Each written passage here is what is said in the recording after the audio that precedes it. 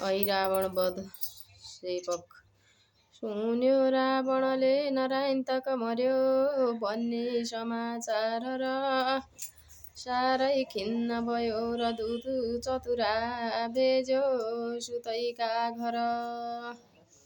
छोरो वीर पराक्रमी अति बलि थियो अहि रावण बस्थ्यो राज्य गरेर मोजसँगले पतालमा त्यो जन। पुग्यो दूत उहाँ भन्यो खबर त्यो विस्तार पूर्वक तब सब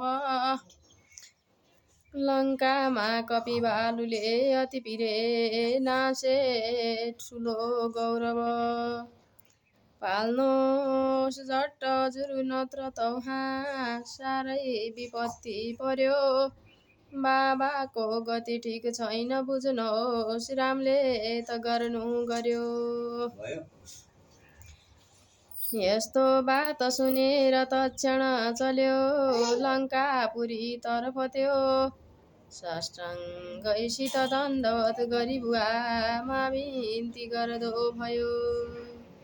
के हो काम बताउनुहोस् म अहिले योद्धा खडा छु यहाँ।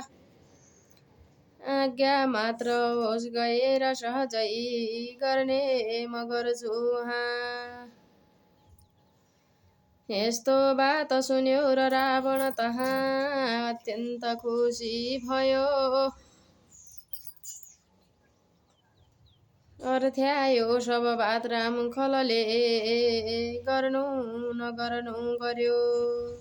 भाइ तिखर दूषणा दिउसले नास्यो जनसु थानमा।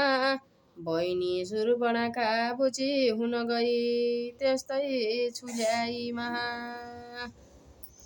साह्रै रिस उठ्यो मलाई उसका त्यस कामले त्यो घरी।